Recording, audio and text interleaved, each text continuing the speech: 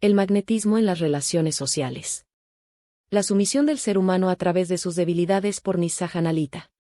Inspirado en un libro de Eliphas Levi. Palabras clave. Magnetismo, atracción, encantamiento, pasión es voluntad. Traducido al castellano por Gilgamesh H.L. y John Bucanero. El magnetismo en las relaciones sociales. Introducción. En este breve ensayo, pretendo demostrar la necesidad de superar nuestras debilidades emocionales, los deseos y los miedos. A través de estas debilidades, estamos expuestos a la maldad y la manipulación. Somos víctimas de diversas circunstancias debido a la debilidad de nuestra voluntad. El ser humano nace para triunfar sobre el animal, sobre el instinto.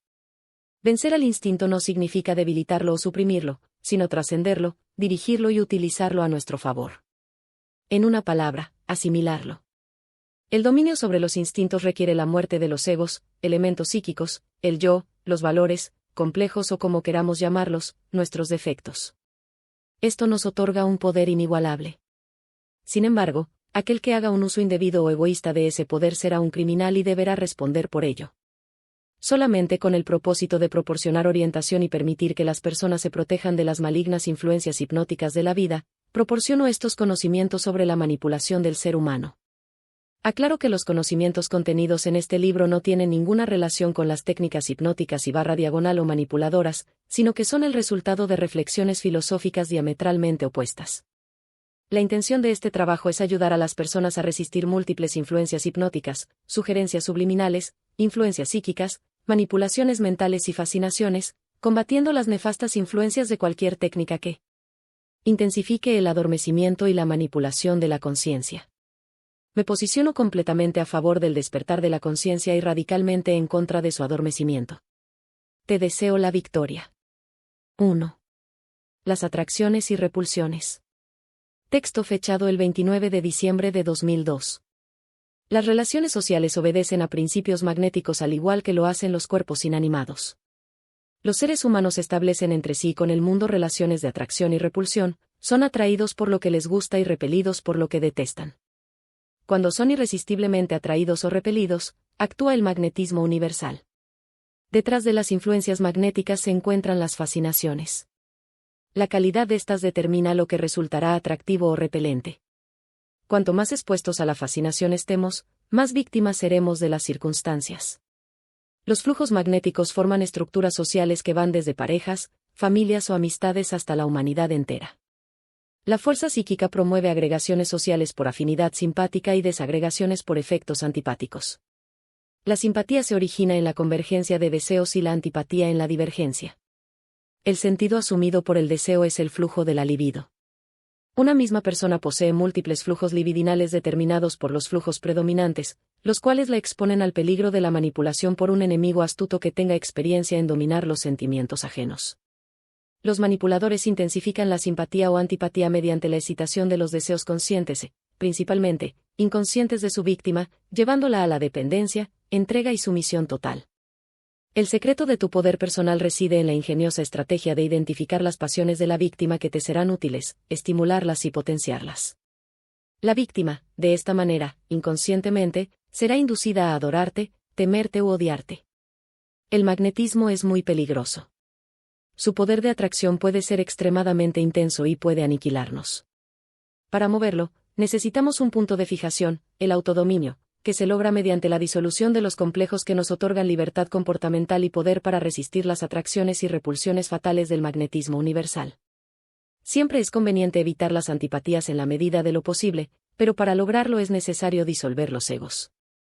La antipatía, en general, no nos favorece a menos que tengamos una gran dosis de simpatía para enfrentarla de manera segura.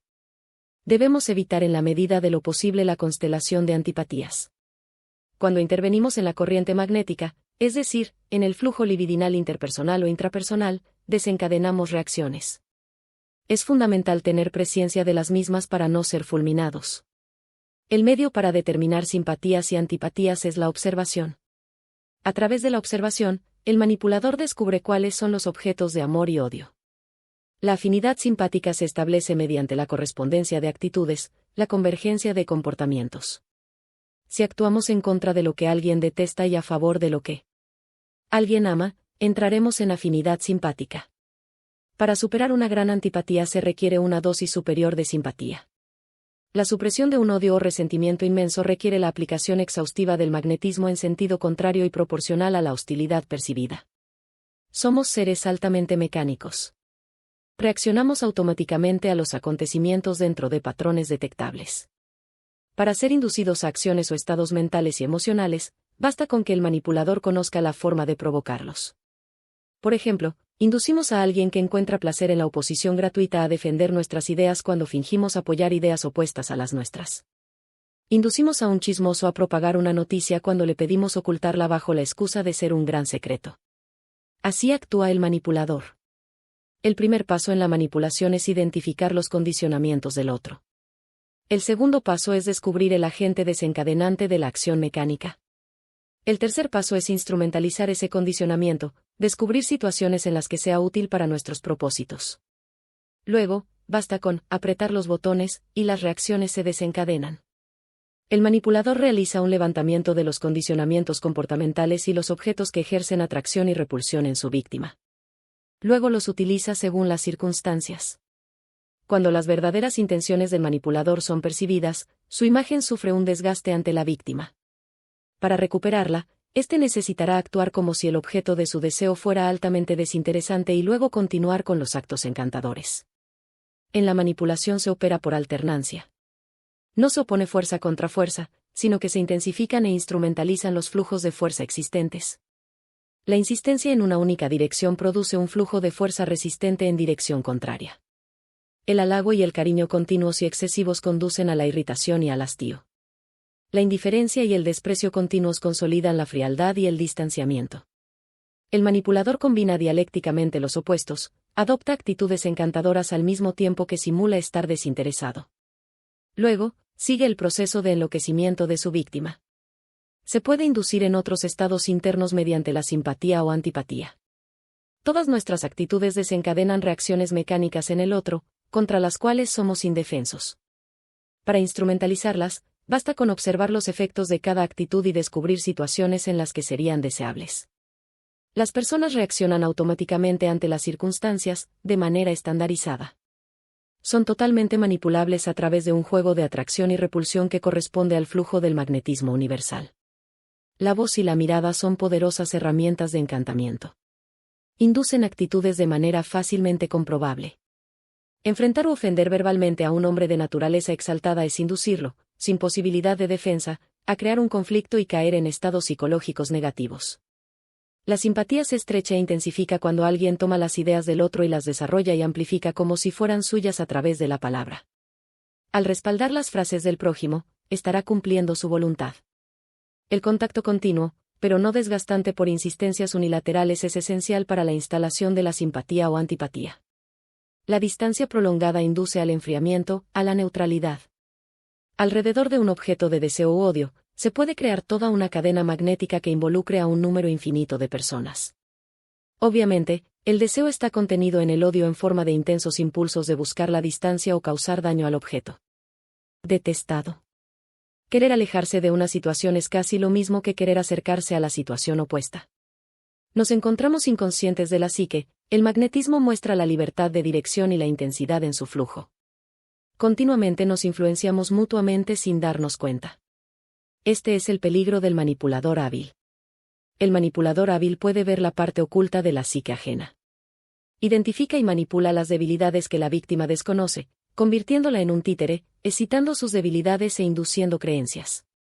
Los patrones de atracción y repulsión de cada persona tienen una capa individual, exclusiva de ellos, y una capa colectiva, compartida con otras personas e incluso con la humanidad entera. La simpatía se establece cuando una persona considera que otra la ayudará a cumplir sus deseos. La antipatía se establece en la situación opuesta, cuando la satisfacción del deseo está amenazada. Oponerse a la satisfacción del otro es convertirlo en nuestro enemigo, y favorecerlo es convertirlo en nuestro amigo. Permitir que los deseos de los demás se cumplan es hacerse útil y necesario para el otro de alguna manera. Contra los propios deseos, la resistencia de las personas comunes es nula porque no han disuelto el ego. No se tiene noticia de la existencia de alguien que se convierta en enemigo de una persona por haber sido ayudado por ella en la satisfacción de sus deseos, sueños, anhelos, etc.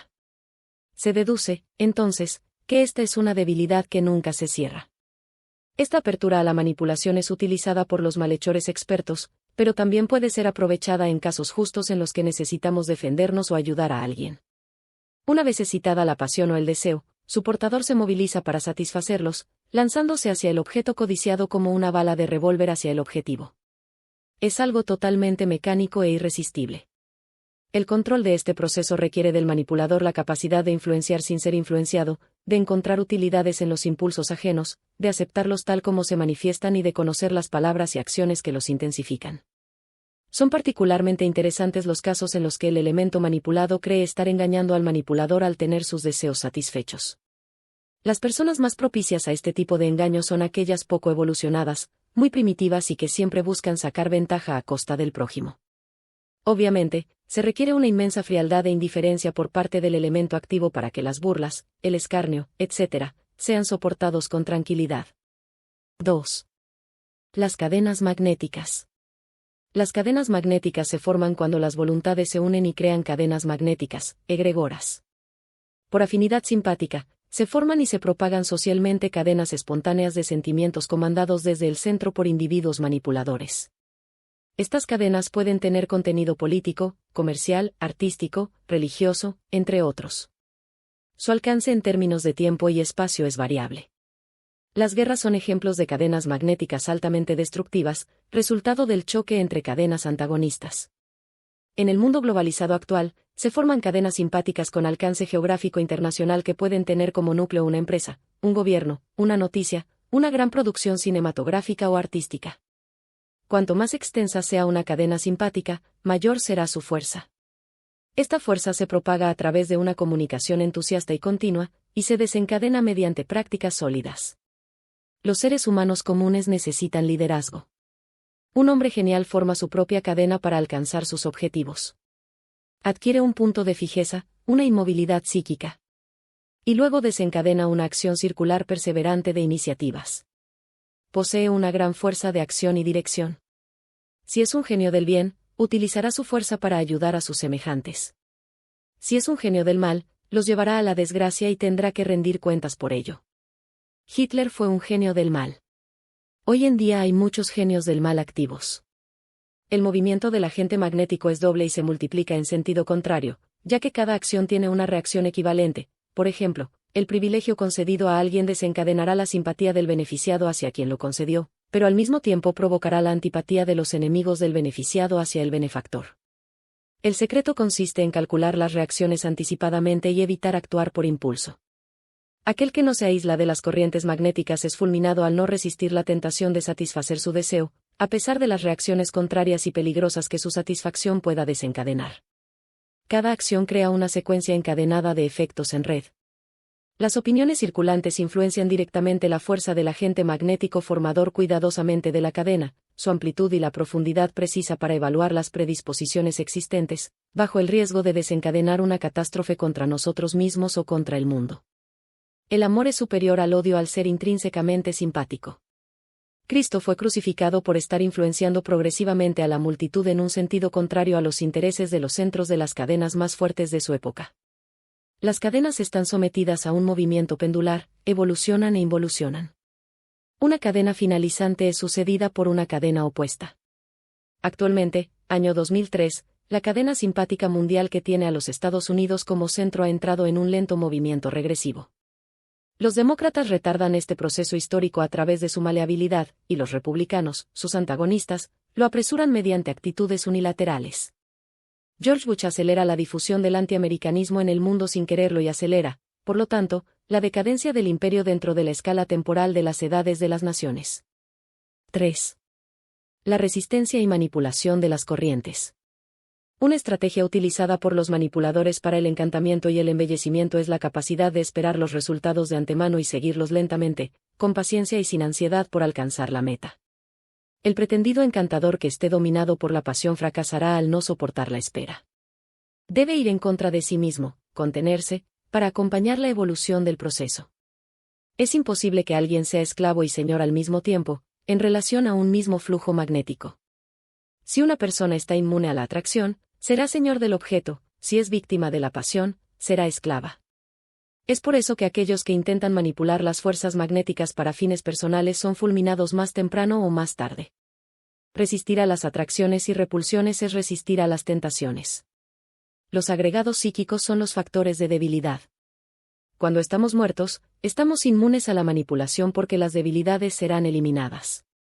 Aquellos que no soportan las tentaciones ponen la satisfacción de los deseos por delante de los efectos colaterales de las acciones y se queman al intentar crear cadenas simpáticas que satisfagan sus deseos y concupiscencias porque no tienen previsión de las reacciones sociales que se desencadenarán. Una persona dominada por un deseo está loca, incapaz de juzgar y discernir. Cuanto más débil, propensa a la histeria, nerviosa, impresionable, fascinable y menos resistente psíquicamente a los acontecimientos sea una persona, mayor será su poder inconsciente de concentración y propagación de la fuerza magnética y su actuación como elemento impulsor de la cadena. El entusiasmo es altamente contagioso. Nota. Existen manipulaciones saludables, utilizadas en legítima defensa, que no violan el libre albedrío ajeno y no buscan fines egoístas. Sería mejor definirlas como contramanipulaciones. También existen manipulaciones egoístas y perjudiciales. Estas son ilegítimas y yo las combato. A través de actitudes, el charlatán exalta la pasión ajena. Sin embargo, la pasión concentrada es altamente contagiosa y puede fulminar al pretendido manipulador en un movimiento retrógrado si está dominado por un deseo pasional y no se aísla de la corriente magnética que concentró y comenzó a mover. El aislamiento se logra mediante la autoconciencia y la muerte de los egos. Cuanto más muertos estemos psíquicamente, menos condicionados estaremos y mayor será nuestra capacidad para comportarnos de manera simpática o antipática hacia los demás. La disolución de los egos erradica los condicionamientos comportamentales, brindándonos libertad interna para actuar tanto de una manera como de la manera opuesta, de acuerdo con las necesidades circunstanciales. En lugar de ser víctimas, nos convertimos en señores de las circunstancias. Para dominar el flujo de los acontecimientos, es necesario, ante todo, no tener condicionamientos comportamentales. Los condicionamientos comportamentales son debilidades por las cuales somos manipulados por las circunstancias. Aquel que se entrega a una pasión no puede dominarla, pues está dominado. La simple aparición de un malhechor que se aproveche de esta pasión lo convertirá en esclavo. Aquel que está inmune al magnetismo, es decir, a la fascinación y, consecuentemente, sin el correspondiente condicionamiento comportamental, puede influir en algunas pasiones de los demás a través de otras pasiones que él mismo posea, ya que los flujos libidinales de cada persona son múltiples y conflictivos. De esta manera, podemos lograr que alguien que nos odia pase a amarnos o decepcionar a alguien que nos admira. Toda acción, actitud o comportamiento ejerce un efecto sobre los sentimientos de quienes los sufren o presencian. Mientras tengamos los egos vivos, seremos manipulables. Si, en un dado instante, alguien no puede manipularnos, eso se deberá únicamente al hecho de no estar emitiendo los comandos correctos. Somos robots vivientes, de carne y hueso, autómatas que actúan mecánicamente de acuerdo con las circunstancias. Basta con que se aprieten algunos botones para que tengamos ciertos sentimientos, pensamientos determinados y ejecutemos automáticamente las acciones correspondientes. Lo que impide nuestra total manipulación es únicamente el desconocimiento de los correctos comandos por parte del manipulador y no nuestra resistencia al fatal poder del magnetismo universal. Este es el punto central a ser comprendido. El desconocimiento es la causa de los intentos de embellecimiento y encantamiento que surten efectos contrarios a los deseados. Explica, por ejemplo, por qué un hombre que entrega flores de rodillas a una mujer no conquista su corazón, mientras que otro que la ignora o rechaza por considerarla fea se convierte en objeto de su obsesión. Lo que ocurre aquí es un desconocimiento de la mecánica del magnetismo. Aquel que entrega flores no comprende que su acto surte un efecto opuesto al esperado. Son hechos interesantes de observar las provocaciones irritantes que visan enfurecer o las agresiones que visan herir al prójimo. El agresor / provocador necesita el sufrimiento de su víctima y actúa de modo a alcanzar esta meta, teniendo como motivación la creencia de que su acto surtirá el efecto imaginado. Cuando el efecto obtenido con tales actitudes hostiles es opuesto a lo esperado por el manipulador, éste sufre las consecuencias del proceso que creó. Esto se llama efecto especular del hechizo. El villano, al intentar herir, está movido por el deseo de causar sufrimiento y, por lo tanto, sometido a una pasión. Si el psiquismo de la víctima, debido a su peculiaridad innata o entrenamiento espiritual, repele la fuerza magnética, es decir, no acepta la influencia. La pasión de la gente no se satisface y él mismo sufrirá en la proporción de sus deseos de causar el mal, los cuales se convertirán en verdaderos parásitos interiores que lo devorarán vivo. Por esa razón se dice que el hechizo repelido retorna al que lo lanzó. Ejemplos: si un hombre intenta ridiculizar o irritar y descubre que su acto provocador me beneficia en lugar de perjudicarme, porque considero su actitud ridículamente divertida o agradable, él sentirá en sí mismo las emociones negativas que había destinado hacia mí, luego se enfurecerá con la intención de intimidarme para que yo sufra miedo, pero si descubre que considero sus amenazas vacías por ser visiblemente inofensivas, sufrirá aún más. Su sufrimiento será directamente proporcional a su incapacidad para dañarme. Solo dejará de sufrir cuando logre causarme algún daño. El manipulador fracasado persistirá día y noche en el intento de transferir su dolor hacia mí. Su situación será aún peor si no le he dado ninguna razón para odiarme. En ese caso, habré repelido todos sus flujos magnéticos, todos sus hechizos e intentos de hipnotización. Aunque parezco pasivo, mi falta de reacción y mi silencio serán percibidos como actos provocadores de múltiples sentimientos y pensamientos resultantes del trabajo involuntario de la mente del enemigo, lo cual lo corroerá. La muerte del ego nos transforma en un espejo que refleja los hechizos. Ejemplo: un vendedor que fracasa en encantar al cliente, un seductor que se enamora miserablemente de una mujer que intentó encantar, etc. Es importante emancipar nuestra voluntad, hacerla libre de las influencias de las circunstancias, lo cual se logra a través de la muerte de los egos. Nota: vale la pena agregar otro ejemplo hipotético. Si actúa de manera que intenta provocar la ira de B, A está ejerciendo su voluntad. Si B se enfurece, B se somete pasionalmente a la voluntad de A. Sin embargo, si B se decide a no aceptar la provocación, B opone su voluntad a la de A. Si la voluntad de B es más fuerte que la de A, entonces A es quien se somete y B puede controlarlo. Al resistir la provocación, B incluso puede, si posee una voluntad poderosa y libre de influencias provocativas, llegar a realizar actos de benevolencia hacia A y engañarlo con ellos. 4. La manipulación y la instrumentalización de las creencias. Uno de los requisitos para provocar la pasión es ocultar esta intención para que el ego de la víctima no reaccione ante la manipulación de su mente. En caso de que ésta tome conciencia de las reales intenciones del criminal, reaccionará con indignación al hecho de estar siendo manipulada y usada, comprenderá que los actos falsos y fingidos del manipulador tienen como único objetivo el control de su comportamiento. El charlatán hábil hace que la víctima crea que domina la situación y que lo está engañando. La creencia de la víctima en su autonomía es fundamental para evitar reacciones contrarias. Los patrones individuales o colectivos de reacciones mecánicas obedecen a las creencias. Manipular creencias es manipular significados atribuidos y, por extensión inequívoca, las reacciones correspondientes.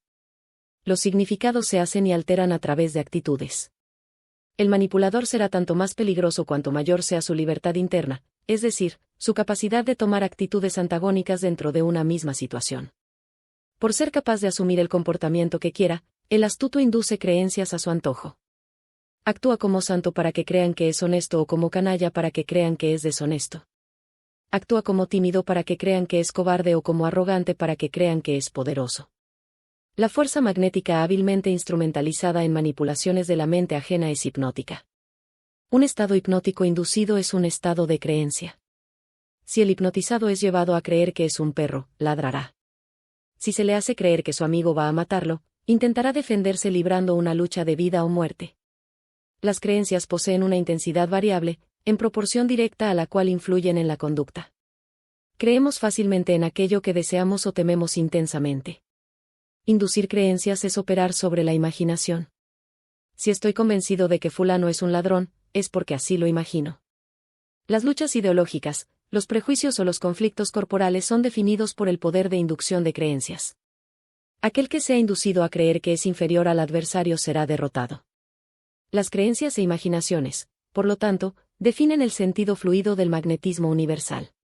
Aquel que odia actúa de acuerdo con lo que cree que puede dañar al enemigo, física o emocionalmente, porque su intención es perjudicar. Aquel que ama actúa de acuerdo con lo que cree que puede ayudar o proteger a la persona amada. El manipulador reflexiona previamente respecto a las reacciones de su víctima con la intención de preverlas y desencadenarlas. Se pregunta, frente al enemigo, ¿de qué maneras esta persona intentará perjudicarme si provoco su odio? Luego, busca beneficios ocultos entre las posibles tentativas de daño. Si los identifica, calcula las probabilidades de que la víctima reaccione exactamente de la forma prevista. Luego, aprieta los botones. Las creencias del odiante condicionan sus acciones en relación al odiado. Las acciones del odiado son como botones psicológicos que activan de forma exacta ciertos comportamientos al ser presionados. Todo se resume en encontrar los botones correctos de acuerdo a los beneficios que busca el manipulador. Un error de cálculo puede ser fatal. El odio es uno de los impulsadores más fuertes del comportamiento. Aquellos que eliminan el ego, eliminan los botones. 5. Las tendencias de instalación de la creencia. Los hombres son tan inocentes que creen rápidamente en cualquier comportamiento que los pillos simulan. También tienden a creer, sin dudar, en lo que dicen las personas que admiran o aman. Cuando algo se dice directamente a alguien, esa persona tiende más fácilmente a desconfiar que cuando se dice indirectamente, a través de palabras que tengan el desdoblamiento deseado por el manipulador o a través de comportamientos simulados.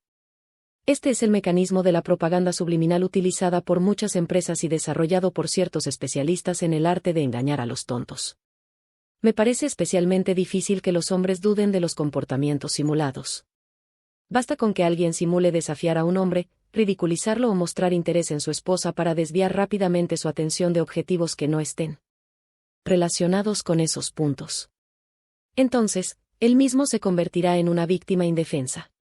Una mujer es incapaz de creer que un hombre está fingiendo cuando él simula mirar sus escotes o sus piernas.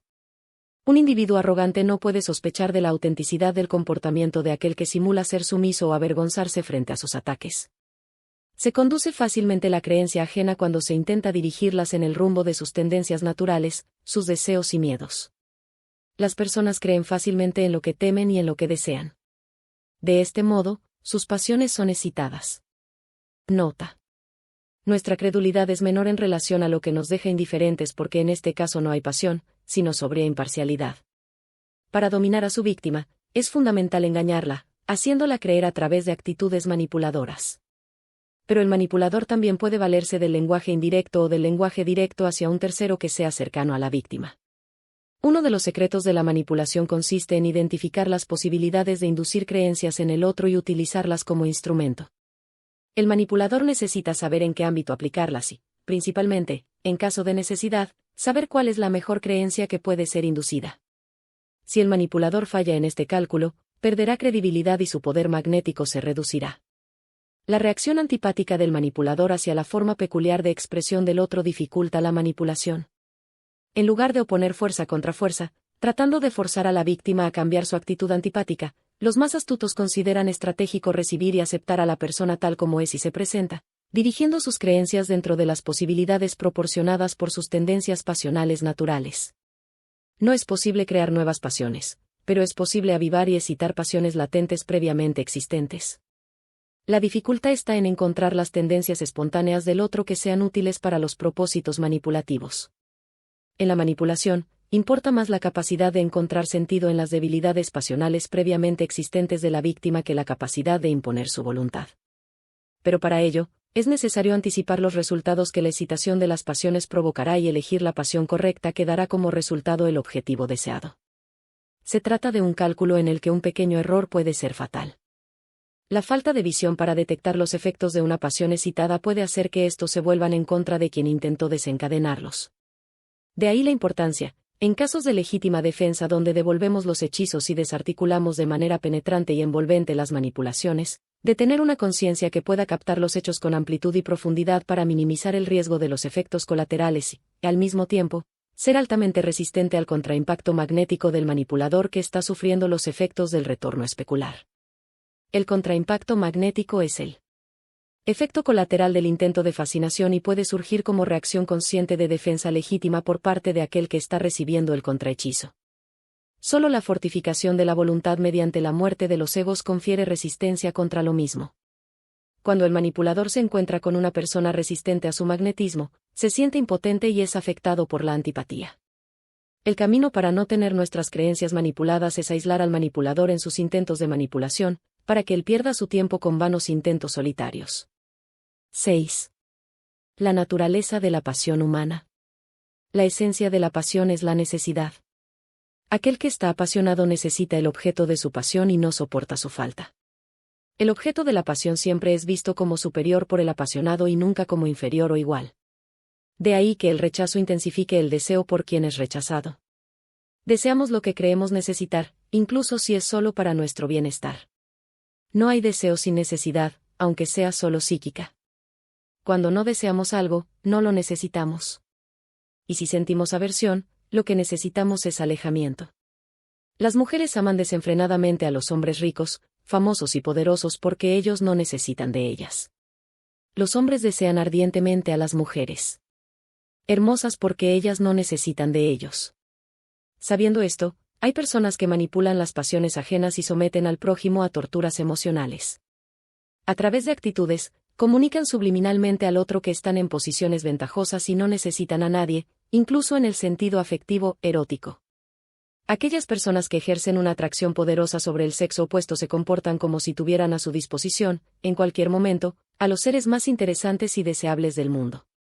De esta manera, sugieren sutilmente, casi de forma invisible, no te necesito porque dispongo del amor y el deseo de personas mucho mejores. El inconsciente de las víctimas, entonces, cree que estas personas altamente atractivas son casi sobrehumanas y esconden algún secreto maravilloso, placeres inimaginables y amores inefables. Esta es la razón por la cual las mujeres se lanzan con tanta determinación a conquistar a un hombre cuando saben que él tiene una compañera maravillosa, que todos querrían tener. El proceso de enamoramiento es el proceso de instalación de una creencia a través de la imaginación exaltada, la creencia de que el otro es infinitamente superior a nosotros y un camino hacia la realización de todos nuestros sueños. Por lo tanto, en el juego de la pasión, gana aquel que posee más fuerza interna y no se deja fascinar. La oscilación intencional entre actitudes opuestas es una artimaña del elemento activo, el que enamora, para estimular la pasión de la víctima hasta la locura, se aplica a través de estrategias prácticas que varían infinitamente. Las estrategias consisten, muchas veces, en enviar señales opuestas al inconsciente del elemento pasivo para confundirlo y someterlo. Veamos algunos ejemplos. 1. Concertar un encuentro, aparecer y tratar bien a la persona de modo que la encante. Al día siguiente, faltar y presentar una excusa a tiempo, antes de que el elemento pasivo se polarice en aversión. 2. Maltratar ligeramente al apasionante y complacerlo después de algún tiempo, antes de que se polarice en aversión. Aquel que intenta encantar sin tener la fuerza interna necesaria para resistir los efectos colaterales del encantamiento es fulminado por las fuerzas que desencadenó. Si un hombre quiere hacerse notar por una mujer que lo desprecia, basta con hacer algo que le desagrade. Será inmediatamente notado y marcará su imaginación en proporción a la osadía del acto desagradable. Sin embargo, el exceso en la osadía de tal acto o un error cualitativo en su dirección será destructivo para ese hombre. Si, además de hacerse notar, él quiere acercarse a ella, tendrá que contrarrestar el acto desagradable con actos favorables hacia la mujer. La dosificación y la forma en que los actos contrarios se combinan solo pueden ser determinadas por la experiencia, por el conocimiento específico de la personalidad sobre la cual se opera y por las circunstancias específicas en las que se da la operación magnética. Las mujeres y los hombres experimentados o aquellos que han sufrido muchas veces con el enamoramiento desarrollan una gran resistencia al encantamiento. Administran los opuestos a voluntad porque no temen perder a su pareja. Difícilmente caen en las garras de elementos enamoradores porque están protegidos por el escepticismo y dudan del comportamiento simulado del manipulador. La superación de la barrera manipuladora impuesta por los juegos de actitudes contrastantes se logra cuando el flujo hipnótico es devuelto al emisor. La devolución requiere 1. Que la víctima enamorante perciba la intención de las estrategias del otro. 2. Que se comporte como si no tuviera conocimiento de lo que está sucediendo. 3. Que alcance la independencia interna, siendo indiferente tanto a las manifestaciones de amor como de desprecio. 4. Que administre los sentimientos del enamorador con sus propias estrategias. La víctima enamorante se mantiene constantemente en la duda a través de las actitudes contradictorias del enamorador. Se crea y mantiene un misterio a toda costa mediante actitudes incoherentes y contrastantes. Las actitudes de alejamiento, generadoras de repulsión, nunca son extremas. Siempre son tenues, ya que las actitudes extremas eliminan la duda en la víctima y la vuelven capaz de decidirse, optando por el alejamiento definitivo. El enamorador lucha por no polarizarse en ningún lado. El más apasionado es el más apto para jugar con sus propias actitudes contradictorias para confundir al otro respecto a sus intenciones y mantener el misterio. De esta manera, la víctima será incapaz de llegar a una conclusión definitiva sobre lo que el otro siente y el valor que le otorga a la relación, ya que no tiene parámetros coherentes para juzgar. Las actitudes se toman en función de lo que creemos y si los datos son contradictorios, no podemos creer si la otra persona nos ama o nos menosprecia. Sin embargo, el manipulador sugiere a la víctima, sin darle certeza, que la ama en lugar de odiarla. Excita su imaginación al sugerirle que su deseo de ser amado puede ser satisfecho. La mentira, sagrada ley que rige las relaciones sociales en este mundo tenebroso, se mezcla constantemente con la verdad en el habla y el comportamiento general del peligroso apasionador. La protección se logra al conservar la conciencia de que las actitudes del apasionador forman un conjunto de mentiras mezcladas con verdades en las que no se puede creer ni tampoco caer en el extremo opuesto, la incredulidad absoluta. Hay una gran ventaja en ser desapasionados porque de esta manera nos volvemos resistentes a los intentos de encantamiento por parte de personas deshonestas. Fechado en 26 de marzo de 2003. Todo comportamiento humano tiene reflejos o reacciones en los demás. Todo lo que alguien hace tiene la intención de provocar sentimientos, pensamientos y acciones en otras personas. Cuando saludamos a alguien, tenemos la intención de hacerle creer que somos amigables y sentir simpatía o, al menos, evitar que sienta antipatía. Aquel que se burla de una persona quiere inducirla a enfurecerse o a sentirse disminuida. El delincuente que apunta con un revólver a su víctima quiere inducirla a sentir miedo. Queremos ostentar lujo para que los demás sientan admiración o envidia. La mujer que exhibe comportamientos y su cuerpo quiere provocar deseo en otros. Todos estos comportamientos sociales son intencionales y manipuladores, ya que buscan forzar al prójimo a caer en estados emocionales específicos.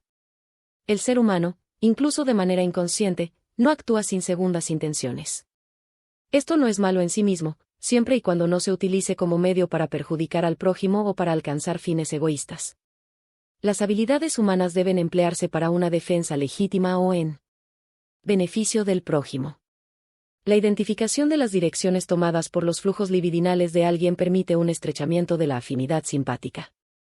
Los flujos libidinales son las debilidades, amores, odios, anhelos y errores. Una vez identificadas, las debilidades pueden ser instrumentalizadas para la dominación. La instrumentalización ocurre principalmente a través de las palabras, pero también mediante la expresión facial y las actitudes. Nota. Los actos de benevolencia, por ejemplo, suelen despertar gratitud en personas de buena índole y abuso en personas maliciosas. Mientras el bueno devuelve el favor, el malvado se aprovecha del benefactor y abusa de los beneficios. Para robar la voluntad ajena, el manipulador necesita hablar mal de lo que la víctima detesta, elogiar lo que ama y brindarle seguridad frente a lo que teme.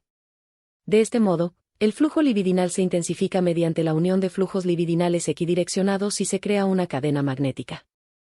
La eficacia del poder magnético es directamente proporcional a la voluntad impresa en el acto. Si el manipulador actúa vacilante, el elemento pasivo no se magnetizará lo suficiente. Al hablar con intenso sentimiento y concentración, se imprime fuerza a la corriente magnética, absorbiendo los flujos de la voluntad ajena. En general, aquel que desea apoderarse de la voluntad de alguien suele estrechar inicialmente su afinidad simpática con esa persona, como hacen algunos vendedores. Para lograr dicho estrechamiento, es necesario identificar las pasiones. Luego, el astuto bendice lo que la persona ama y maldice lo que detesta, para encajar perfectamente en la estructura de sus pasiones. Así, la afinidad simpática se estrecha y profundiza hasta llegar a un punto peligroso. Una vez activada la cadena, es decir, una vez que la simpatía se ha profundizado, el manipulador se enfrenta a la dificultad de controlarla. El control se logra haciendo creer al otro que cumplirá sus deseos adoptando los comportamientos deseados por el astuto. La palabra juega un papel importante en esta etapa. Sin embargo, nada de esto será posible si la víctima está cerrada a la influencia. La resistencia simpática obstaculiza completamente este trabajo y, por lo tanto, es una forma de defendernos contra los charlatanes. El deseo más intenso y profundo del alma de un hombre, por más sublime, altruista y maravilloso que sea, es su punto débil principal, la clave de su perdición. Si un enemigo le ofrece la posibilidad de satisfacerlo, encenderá su pasión y podrá llevarlo a donde quiera, volviéndolo loco. Por este motivo, las personas que nos agradan pueden ser tan peligrosas como las que nos desagradan.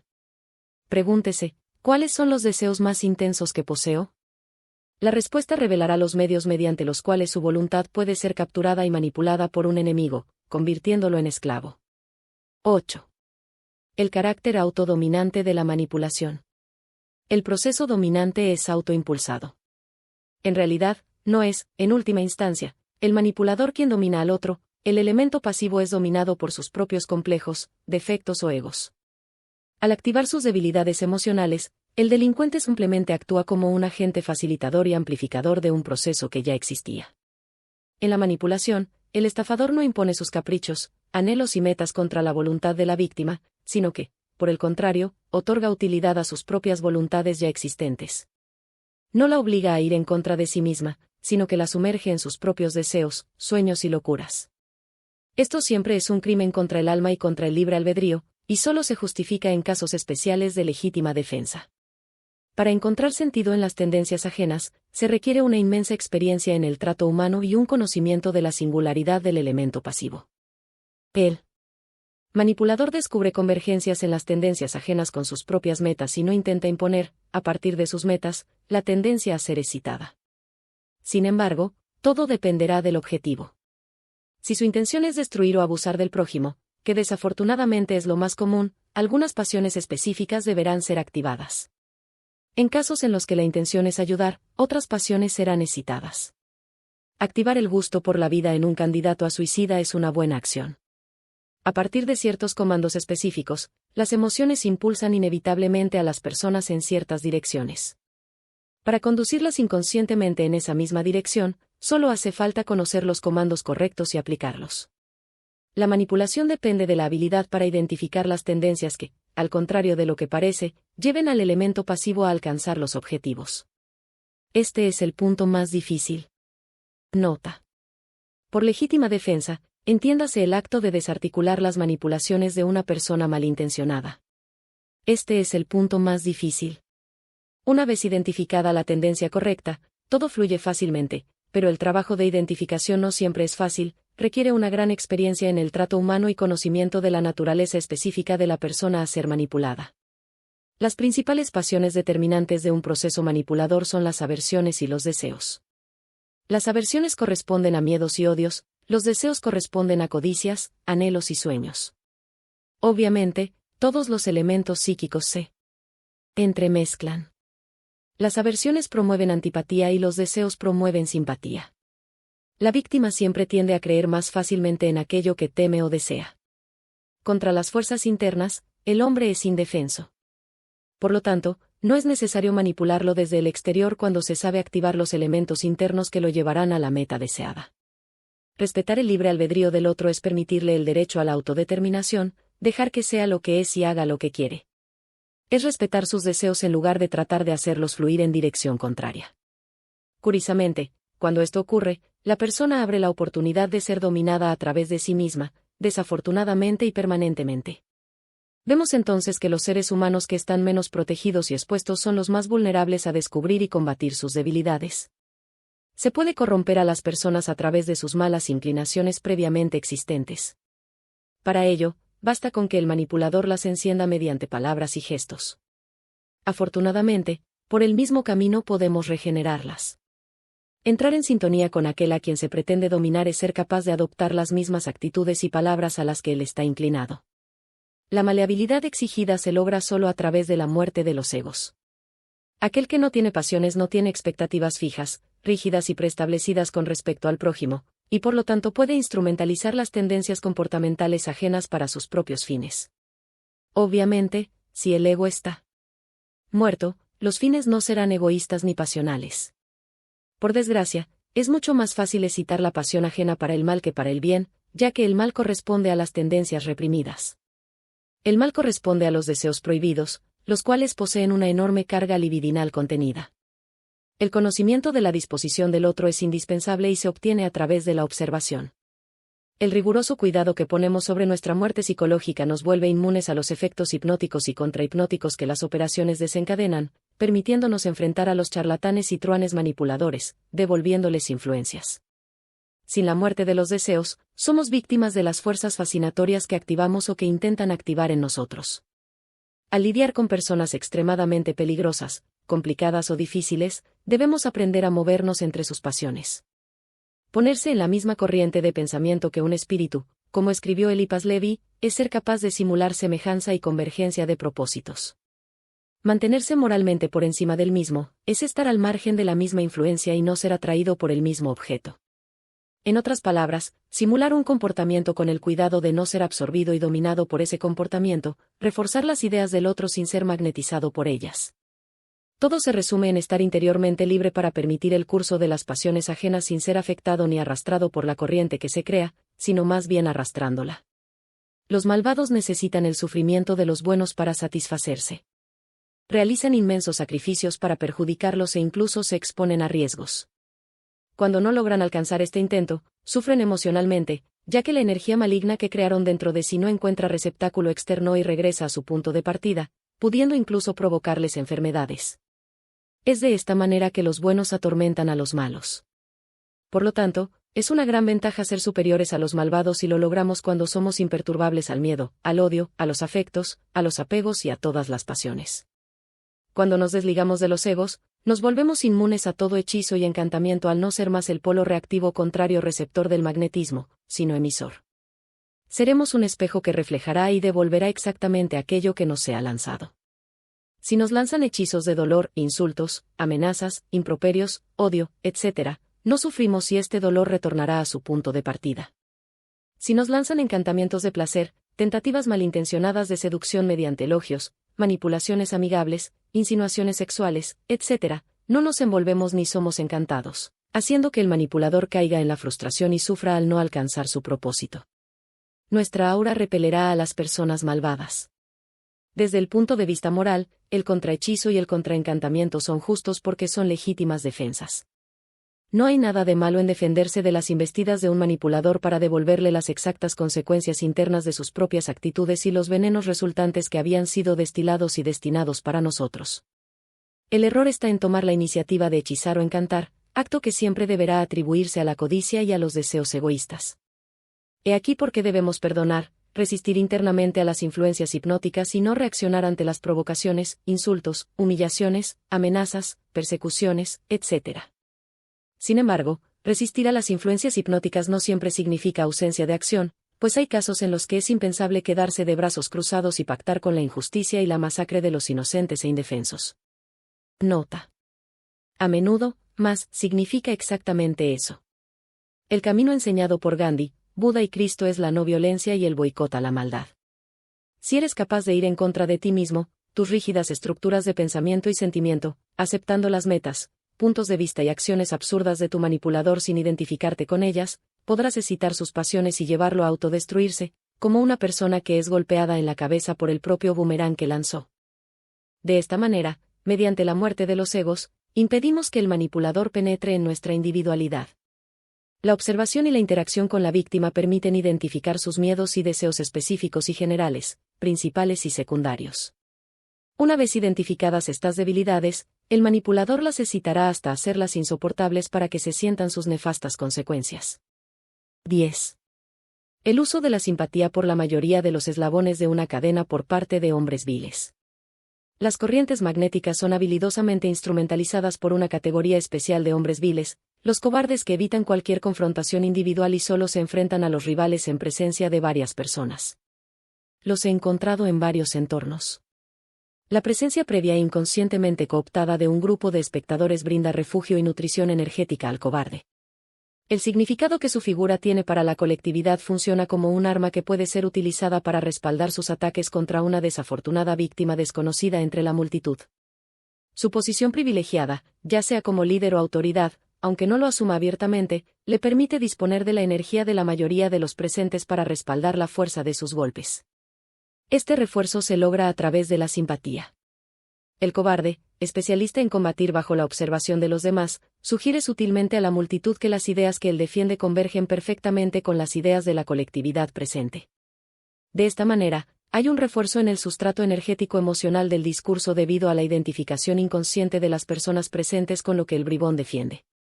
Una observación rápida permite descubrirlo en el acto de hacer creer a los ignorantes que sus ideas y las de estos últimos son exactamente las mismas.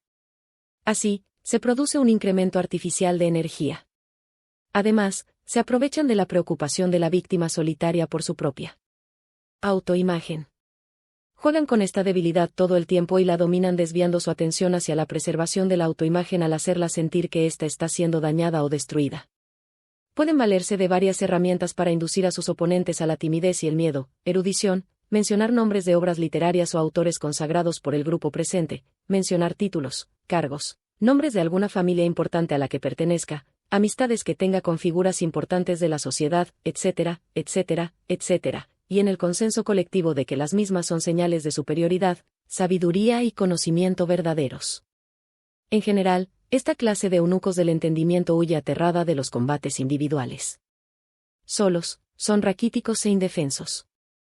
Cuando los desafiamos, intentan a toda costa llevar la lucha al ámbito colectivo, su terreno, ya que no poseen fuerza propia y solo se valen de las fuerzas ajenas para interactuar con rivales. Una forma de despojarlos de su poder es siendo más simpáticos que ellos con la masa de personas hipnotizadas. Además, podemos obligarlos a caer en descrédito atrayéndolos, a través de sus pasiones, hacia alguna actitud que rompa la simpatía de la imagen sobre la cual descansan sus poderes, inducirlos a perder el control y atacarnos furiosamente, por ejemplo. Una forma de atormentarlos a niveles insoportables es siendo superiores a ellos en profundidad y nobleza de espíritu, flujo de ideas y sofisticación de la palabra. Si actuamos así, estos atributos son simpáticos para la comunidad que les brinda sustento, los forzaremos a caer en desespero debido a la pérdida de un punto de apoyo y fuente de alimentación. Entonces, comienzan a atacarse a sí mismos. En cualquier cadena magnética los encontramos. Siempre son aquellos que logran apoderarse rápidamente de la voluntad de los demás sin ser detectados. Los títeres, manipulados, creen que tienen voluntad y actitudes propias, pero en realidad simplemente están cumpliendo los intereses del manipulador. 11. El magnetismo en las polémicas. 24 de noviembre de 2002. En varios diálogos que tuve con ciertos tipos de intelectuales, observé que el poder de los mismos radicaba más en la inducción de inseguridad, ira y confusión en el otro que en la coherencia de las ideas que defendían. También noté que tienden a resistirse a ir al enfrentamiento directo, incisivo y concentrado, prefiriendo desconcertar al interlocutor con indirectas que lo dejen en duda sobre si está siendo atacado o no. Las armas más prominentes que encontré fueron la sonrisa cínica asociada a la calma y al discurso burlón no asumido. Son elementos que parecen sustentarse en la sensación autoinducida de estar en control de la situación y que poseen un gran poder magnético de inducción y un gran impacto emocional en personas abiertas e indefensas. Al ser el interlocutor forzado a caer en estados emocionales desfavorables, su flujo de ideas sufre una interrupción, lo que lo lleva a dar vueltas en círculos en busca de la mejor reacción, de las mejores frases a ser dichas y de las mejores ideas a ser expresadas. Para nosotros es imprescindible proteger y mantener la calma al máximo, mientras aplicamos una superposición concentrada de nuestra idea con total descarte de las ideas engañosas y palabras ajenas. De esta manera, le robamos al intelectual la sensación de control y firmeza que él mismo se indujo como punto de apoyo. El fundamento de la superposición concentrada de la idea es la colocación de nuestro punto de vista durante las pausas en el discurso, justo cuando el intelectual pretende instalarlo, junto con el mantenimiento de una total ausencia de reacción interna ante sus intentos inductivos e hipnóticos. Nota. Me refiero a sofistas tramposos y no a estudiosos sinceros. La gran dificultad es mantener la mente tranquila y sin interrupción de nuestro flujo de ideas. El mejor momento para lanzar ataques es durante las pausas que el oponente realiza para respirar o para organizar las ideas. Sin embargo, si el astuto intelecto está muy alterado, de aquellos que gritan sin pausa, tal vez tengamos que cortar su discurso a la mitad, hablando simultáneamente.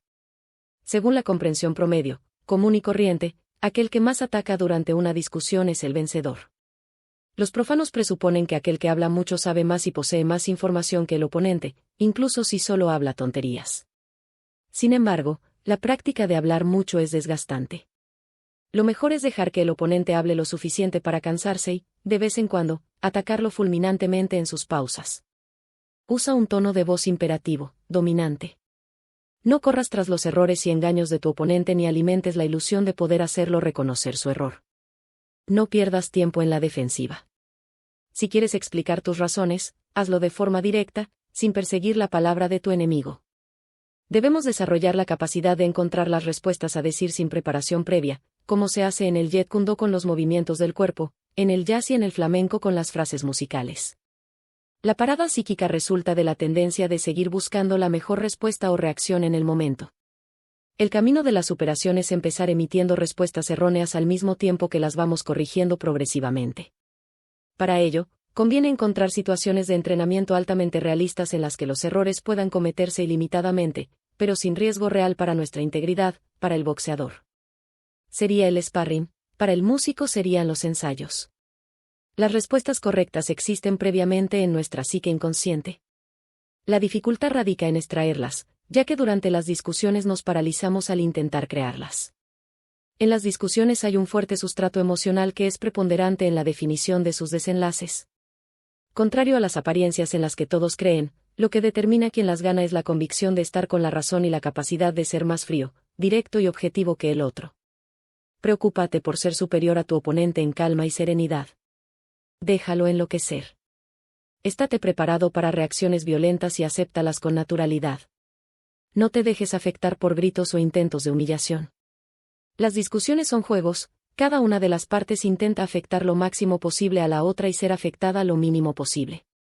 Hay varios egos que nos vuelven vulnerables: la preocupación por lo que el otro pueda estar pensando, el deseo de hacerlo reconocer sus errores, el miedo a ser expuestos al ridículo, la impaciencia ante sus ráfagas de palabras, etc. Todos nos vuelven vulnerables y nos llevan a la parada psíquica. Los defensores de ideas absurdas, astutos que odian la verdad y aman la mentira, trabajan con la distracción, impiden que el pensamiento del interlocutor se concentre. Desarticulan el pensamiento del oponente para evitar que se concentre en un análisis profundo, fragmentándolo. Para inducir la distracción fragmentadora del análisis, abordan muchos temas simultáneamente sin profundizar en ninguno. Es por eso que muchas veces la persona que defiende la idea más coherente es la que pierde la discusión. El poder magnético del discurso del charlatán atrae la atención del interlocutor oponente y arrastra su pensamiento hacia múltiples temas que no tienen importancia para la comprensión del punto específico planteado, pero que son eficientes para confundir el análisis y crear en el otro la necesidad de explicarse, intentar corregir errores, deshacer malentendidos, etc. Al correr tras de las tonterías dichas por el astuto, el oponente sincero cae en una trampa, es atraído hacia el análisis fragmentado y superficial que aborda simultáneamente muchos puntos sin adentrarse en ninguno. Así es como se preservan las fallas lógicas, incoherencias, falacias y sofismas. Así es como las preguntas desaparecen sin haber sido respondidas. Es el caos dialógico, el pandemonio de ideas, la confusión que favorece la mentira, el engaño. Combatamos esta artimaña con la concentración de la atención y del pensamiento en el análisis que estamos realizando, sin dejarnos desviar o distraer, a pesar de todas las provocaciones, desafíos, etc. Suele dar resultado el procedimiento de ignorar totalmente las tonterías que el oponente dice e ir colocando nuestra idea poco a poco, como si fuéramos completamente sordos a los intentos de inducción de desconcentración, desvíos y distracciones. Nunca corras tras lo que te sea dicho, en vano esperando que los errores del bribón puedan ser reconocidos. Cuando las ráfagas de palabras sean disparadas, déjalas salir, aguanta y espera tranquilamente. No pierdas tu tiempo corriendo tras ellas, porque eso es lo que tu oponente desea para confundirte. Obviamente, él tendrá que parar para respirar y, en ese momento, tú haces tus colocaciones, las cuales deben ser incisivas, sintéticas, directas, cortas y fulminantes. En los casos extremos en que el manipulador habla y grita como una cascada, sin interrupciones, podemos hablar simultáneamente. En algunas situaciones, podemos callarlo solamente mirándolo fijamente a los ojos de forma determinada, casi amenazante, si logramos instalar el estado interno correcto. La mirada y la voz tienen un peso enorme en la emisión y en la devolución de los hechizos y encantamientos, ya que son hipnóticos y antihipnóticos al mismo tiempo. En ocasiones muy escasas, puedes extraer del basurero dicho por tu adversario alguna idea para tejer un comentario destructivo y confundirlo. Lo que importa aquí no es hacerlo comprender nada, sino cumplir nuestra parte, aclarando nuestro punto de vista, hasta que pueda tener el efecto de confundirlo, ya que solo podemos hacer comprender errores a aquellos que desean comprenderlos y no a aquellos que desean defender sus ideas. Es una pérdida de tiempo intentar hacer que un polemista comprenda algo. Diviértete viéndolo perdido y aturdido. Para resistir la ráfaga de palabras, es importante no identificarse con las mismas. Resiste al magnetismo fatal de la voz humana. Antes que nada, es necesario un estado interno correcto que se caracteriza por la frialdad, la insensibilidad, la objetividad, la imperturbabilidad, la adaptabilidad, la flexibilidad y la calma. El estado interno correcto viene antes incluso de los argumentos. En polémicas, Los intelectuales siempre suelen impedir la exposición de las ideas opuestas a las suyas mediante sucesivas intervenciones que apartan el pensamiento del núcleo del análisis, evitando seguir el curso del razonamiento que exponemos, interrumpiéndonos todo el tiempo con observaciones y preguntas que entremezclan las ideas, etc. Esta práctica tiene como efecto confundir. Hablan y piensan rápido, para confundir. Rechazan totalmente el análisis calmado e imparcial. Temen exponerse al enfrentamiento solo si necesitan la seguridad proporcionada por las cadenas magnéticas que crean y comandan. La estrategia que utilizan para vencer las discusiones es hacer que el oponente se pierda en la confusión de sentimientos caóticos, induciéndolo a enfurecerse por emociones como la ira, el miedo, la vergüenza, etc. Para vencerlos, siempre tuve que hacerlo psicológicamente, dominándome a mí mismo, es decir, venciendo a mí mismo. Para luego vencerlos por extensión. Podemos sintetizar los mecanismos saboteadores de análisis en las polémicas de la siguiente manera. Intervenciones que apartan la atención y el pensamiento del tema principal en discusión. Intervenciones que tienen el efecto de afectar el sentimiento, confundiendo. Intervenciones múltiples, continuas y rápidas que no permiten que el pensamiento del interlocutor sea expuesto y seguido. Utilización de voz alta para provocar miedo. Alusiones a aspectos delicados de la vida personal del interlocutor. Intentos de disminuir y avergonzar al interlocutor mediante el uso de títulos y hechos económicos. Necesitamos ser absolutamente imperturbables ante todas las formas de hechizo mencionadas anteriormente. Ninguna debe ser capaz de afectar nuestro ánimo. Si nos mantenemos firmes e inaccesibles como una roca mientras exponemos nuestras ideas, ignorando completamente las palabras inútiles del manipulador, su hechizo será lanzado de vuelta, por la ley del movimiento especular, afectándolo a él. Entonces lo veremos estallar locamente afectado por el odio, la vergüenza, el miedo y otros estados internos maléficos que habían sido destinados a nosotros pero que repelimos. Una conjunción de furia y calma se hace indispensable. La destructividad del espíritu de combate necesita tener su lugar en el alma, al igual que la amabilidad y la dulzura. Todas son funciones psíquicas que no pueden ser dispensadas. En polémicas serias, uno de los secretos es una especie de ira intensa pero controlada y dirigida.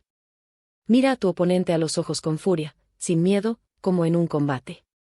Sin embargo, siempre evalúa las consecuencias posteriores que dicho enfrentamiento pueda tener.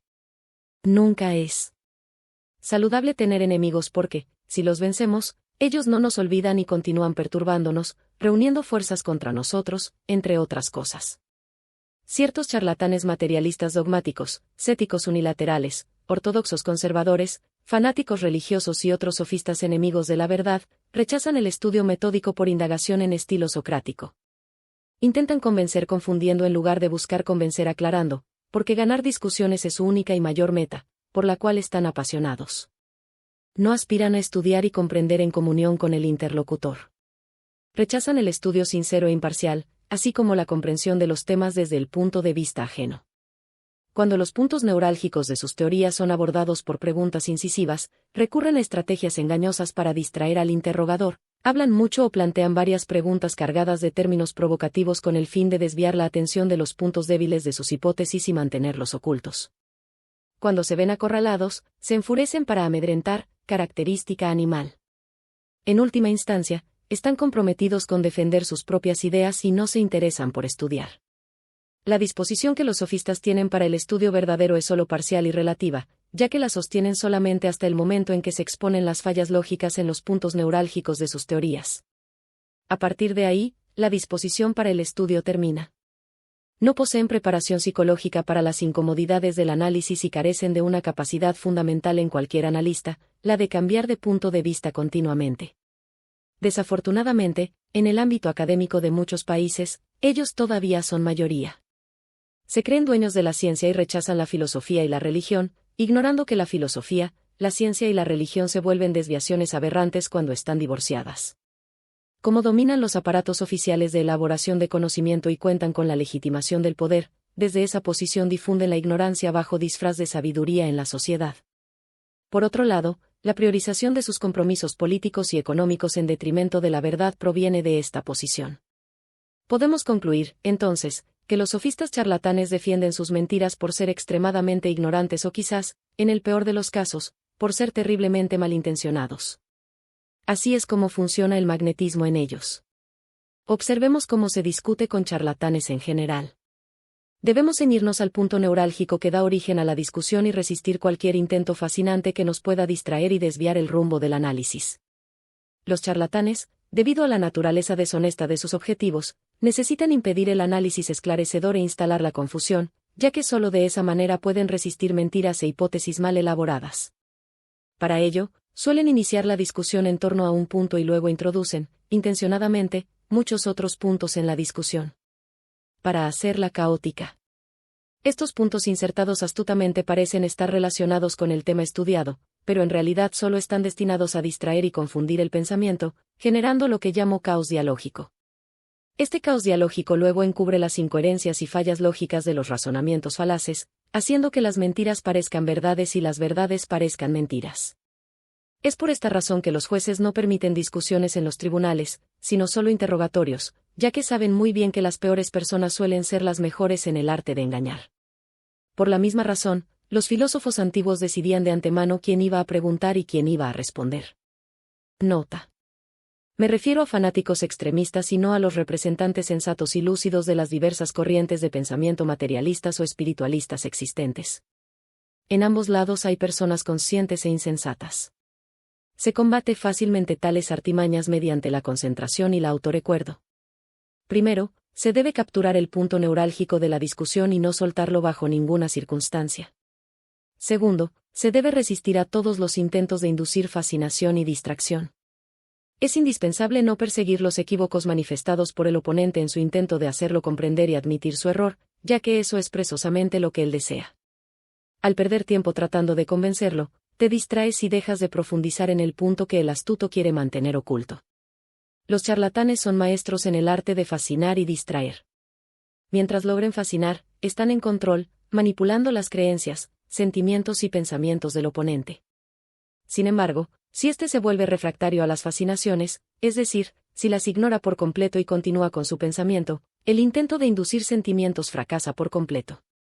Entonces ocurre algo curioso. El embaucador es alcanzado por el flujo de energía fascinadora que creó en la misma proporción de sus esfuerzos por fascinarnos. Cuantos mayores sean sus esfuerzos para manipularnos y no lograrlo, mayores serán sus frustraciones.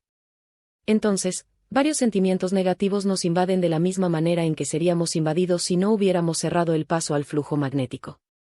12. La dinámica psicológica del encantamiento y la brujería. En las fechas 25 de 07 de 00, 31 de 07 de 00 y 09 de 11 de 00. Lo que los supersticiosos llaman hechizo corresponde, psicológicamente, a la fascinación de la conciencia. Ambos serán considerados aquí como una sola cosa y no como dos cosas análogas. El encantamiento es una forma extrema de fascinación, exacerbada. Por eso los hechiceros necesitan la creencia de sus víctimas en su poder para matar o enfermar. Una persona absolutamente escéptica es inmune al poder de un hechicero. Si un escéptico es hechizado, eso indica que su escepticismo no fue absoluto, que hubo una vacilación inconsciente. El mismo proceso se verifica en la seducción. Una mujer es invulnerable al poder de un seductor cuando no cree que él tenga algo que le interese, por extensión, el poder de atraerla. Sin embargo, a veces creemos estar invulnerables al poder de alguien en un primer momento y, en otra situación, la aparición de algo nuevo y aún desconocido para nosotros hace que la convicción anterior se derrumbe. Entonces nos volvemos vulnerables. El encantamiento requiere el conocimiento previo de las debilidades de quien será encantado. No es posible que alguien sea encantado en una dirección contraria a sus debilidades. El encantamiento solo ocurre en la dirección de las debilidades previamente existentes, ya sean conscientes o inconscientes. Se trata, por lo tanto, de la instrumentalización o aprovechamiento de impulsos que ya existían, una forma perversa de aprovechar las debilidades del prójimo y violentar su libre albedrío. El encantador identifica y excita los impulsos e instintos en su víctima hasta llevarla a un estado alterado de conciencia. La profundidad de la alteración dependerá de la naturaleza de cada individuo y del grado de exposición. Todos tenemos debilidades. Estas debilidades corresponden a nuestra fascinación desmedida por algunas cosas en detrimento de otras. Los objetos de esta fascinación son instrumentos de sumisión a un enemigo astuto. Los crímenes y los asesinatos que asolan el mundo se deben a la fascinación de la conciencia por un objeto, un objetivo, una meta. Es el mayor peligro psíquico que puede acecharnos, porque es la debilitación de la voluntad llevada al extremo. El poder del hechicero consiste en hacer que su víctima entre en un estado alterado de conciencia a través del miedo. Sus rituales buscan aumentar el poder de impresionismo y afectar psíquicamente al enemigo. El poder se intensifica cuando el brujo se entrega a una posesión por complejos autónomos altamente densos. Después de innumerables crueldades y tormentos infligidos a sí mismo y a otras personas o animales, el brujo realiza dentro de sí el mal. Entonces, poseído, comunica a su víctima lo que ha hecho a través de canales conscientes o inconscientes. Su expresión, entonación vocal, gestos corporales y actitudes horribles impactan emocionalmente a la víctima y debilitan su razón y voluntad. La misma se abre a sus influencias diabólicas y sufre igualmente una posesión por elementos psíquicos inhumanos que yacían en su inconsciente. Ocurre un choque psicosomático. La persona somatiza violentamente el miedo y muere o se enferma. Nota. Los temores que tengamos son aberturas por donde nuestra imaginación puede ser herida. Nota. En los casos en que la víctima está lejos, el ceremonial del hechizo actúa directamente solo sobre la voluntad del operador. Este, a través de la concentración y la voluntad, crea formas mentales y luego las envía a través del espacio hasta los enemigos distantes. Es un proceso mediante el cual el hechicero se envenena a sí mismo para herir y matar. Si la fuerza destructiva generada es repelida por el objetivo, regresará a quien las envió. 13. Emancipación del comportamiento en la conducción de las corrientes magnéticas. La primera solución para no ser vulnerable a la brujería es no temerla. Por eso, los religiosos devotos son invulnerables. Sin embargo, si estos mismos se vuelven fanáticos, serán vulnerables a los encantos y maldiciones de su religión, pudiendo ser hechizados, manipulados y afectados por ellos. La fascinación brutal de la conciencia corresponde a los perish of soul estudiados por Jung. La persona pierde su alma habitual y es poseída por otra alma demoníaca, o mejor dicho, un fragmento fragmentado y autónomo del alma que esperaba en las profundidades de su propia psique para manifestarse.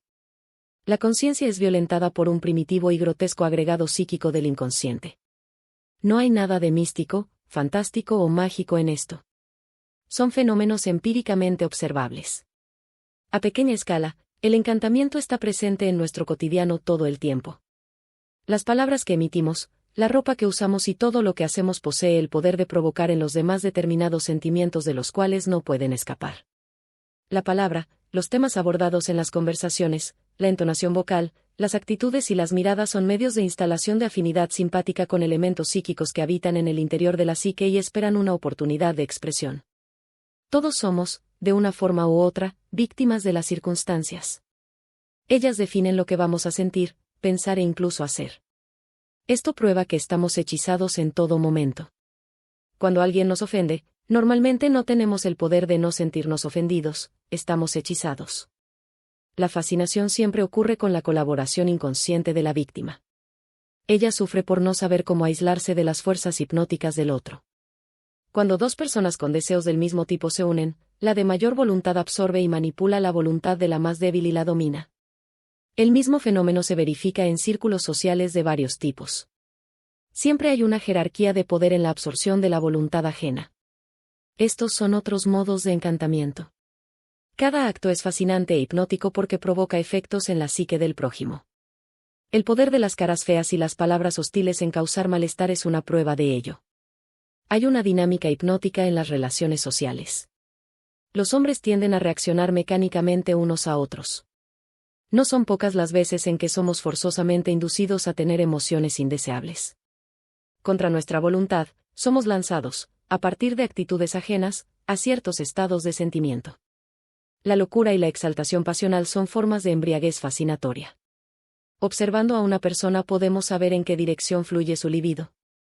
Es en esa dirección donde se da la caída de la persona en una locura. Sin embargo, no todo encantamiento es malo. Hay casos en que es beneficioso. Por ejemplo, la conversión religiosa de malhechores. Cuando trabajamos nuestra psique, el efecto fascinador de las imágenes externas e internas disminuye poco a poco su influencia. Entonces la fuerza vampirizada en este proceso, desperdiciada en cosas inútiles o incluso peligrosas, puede servirnos para la autocuración y autorregeneración interna. Encantamiento, embellecimiento, fascinación e hipnosis son varios nombres dados a una sola cosa y no a cosas distintas y análogas. Cuando detestamos algo o alguien, estamos, sin saberlo, negativamente fascinados o hipnotizados por imágenes relacionadas con dichos elementos. Existe una relación analógica entre los procedimientos mágicos y sus resultados. Los ritos de hechicería y sus impactos en las víctimas poseen una similitud simbólica demostrable mediante un análisis cuidadoso. Esto señala la relación psíquica que existe entre ambos. Se desarrolla, en su mayor parte, a niveles inconscientes. Muchas veces, el hechicero y el hechizado no se dan cuenta de la compleja red energética que los envuelve a través de palabras, sentimientos, pensamientos y actitudes. Y es precisamente eso lo que le da a la magia una apariencia sobrenatural y mística, ya que aquello que el hombre no percibe objetivamente se vuelve altamente atractivo para la imaginación fantasiosa. Pero en realidad, la magia es una manipulación de fuerzas naturales inherentes al hombre. Nota. Los seres humanos son vampiros inconscientes. Los fuertes atraen la fuerza de los débiles, haciéndolos sentir aún más débiles en su presencia. Los inteligentes absorben la inteligencia de los ignorantes, haciéndolos sentir estúpidos. Las mujeres hermosas hacen que las demás se sientan inferiores. La culpa no recae únicamente en una de las partes involucradas en el proceso, sino en ambas, ya que la persona vampirizada también colabora al dejarse fascinar. El camino para resistir a esta vampirización es no dejarse fascinar por la superioridad, paralizando la mente, manteniendo la conciencia enfocada en uno mismo y no identificándose con la presencia del otro. Así se rompe la dinámica de la rivalidad y se escapa de la cadena. Aquel que se coloca por encima de los pueriles sentimentalismos buenos y malos escapa del alcance del entendimiento y se vuelve incomprensible e impredecible. Al ser invulnerable a la ira, será capaz de beneficiar y proteger a quien lo maltrata. Al ser invulnerable al miedo, será capaz de enfrentar a quien lo amenaza. Al ser invulnerable al deseo, será capaz de rechazar las tentaciones que le sean ofrecidas. Y todo esto se logrará solamente cuando la razón lo determine como conveniente. Estará en control de sí mismo y de su conducta. No será manipulable, a pesar de que muchas veces así parezca. No tendrá amigos ni enemigos, estará más allá de los pares de opuestos. Tendrá la capacidad de hacer solo lo que le parezca acertado y no se dejará llevar por los impulsos. Estos son los atributos de la voluntad libre, la capacidad de autodominio, de comandarse a sí mismo y de no ser comandado interiormente por las situaciones exteriores. Si la libertad de la voluntad se ejercita hasta extremos, la persona traspasa los límites humanos normales y es capaz de actitudes inimaginables y singulares, que nadie podría ni siquiera imitar. Una persona así no teme al sexo opuesto, no lo idolatra ni lo odia. Sus sentimientos no pueden ser manipulados por otras personas y, de esta manera, llega incluso a comandarlas sin que ellas se den cuenta.